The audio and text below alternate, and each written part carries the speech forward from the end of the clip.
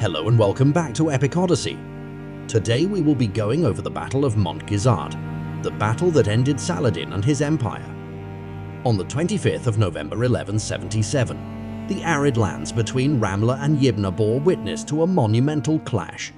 The Battle of Montgisard. Here, King Baldwin IV, a 16-year-old who not only ruled the Kingdom of Jerusalem but also grappled with severe leprosy, heroically led his outnumbered Christian forces against the mighty army of Saladin. The Ayyubid Sultan, Baldwin IV, had only recently completed a pilgrimage in 1177, during which he and Philip I of Alsace, Count of Flanders, sought to forge an alliance with the Byzantine Empire for a naval campaign against Egypt. But fate had other plans. Philip I chose to partner with Raymond I of Tripoli, leading a significant force, including the Knights Hospitaller and Knights Templar, to assail the Saracen stronghold of Hama in Syria. This left Jerusalem precariously unprotected. Saladin, poised to invade Jerusalem from Egypt, seized this opportune moment when he heard of Jerusalem's vulnerability. Assembling an imposing army of 30,000 men, he marched forth. Alerted to Saladin's intentions, Baldwin IV mustered just 375 knights, as chronicled by William of Tyre, and rode from Jerusalem towards Ascalon to counter Saladin's threat. By his side stood stalwarts like Reynold de Chatillon, the recently freed prisoner from Aleppo, Baldwin of Ibelin, Lord of Ramla, Balian Paris and the Younger, a Crusader noble, Reginald Grenier of Sidon, Jocelyn Ity of Edessa, and 80 Templar knights under the leadership of Grand Master Eudes de Saint-Amand, despite being spread thin across Ramla, Lydda, and Arsuf due to raids. Saladin, underestimating Baldwin, left an inadequate force to face the king's army.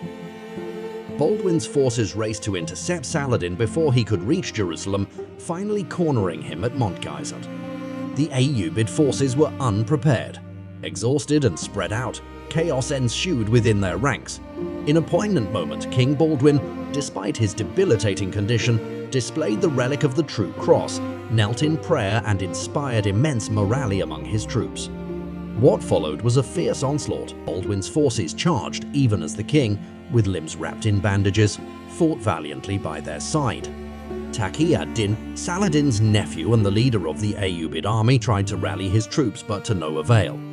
The tide had turned, and Saladin narrowly escaped capture, fleeing on a swift camel. As dusk fell, the remnants of Saladin's forces regrouped at Tel el-Hesi. Baldwin gave chase but eventually retreated to Ascalon. To commemorate this hard-fought victory, Baldwin IV established a Benedictine monastery on the battlefield, dedicated to St. Catherine of Alexandria. However, the victory was bittersweet. Roger de Morlins, the Knights Hospitaller's Grand Master, reported significant casualties, 1,100 men lost and 750 left grievously wounded. Though they lost a significant amount of men, the city of Jerusalem was finally at peace. Baldwin's reign ended 7 years after the Battle of Montgisard. "I'm sorry if I've caused you any pain. Remember me as I was," were Baldwin's last words before his death. In his final hours, Baldwin asks for his sister, and the two reminisce over their pleasant childhood memories, with Sibylla, Baldwin's sister, reminding of how beautiful he was and still is. Thank you for watching. Leave a comment on who you would like to see next on our channel. Don't forget to like and subscribe for more videos.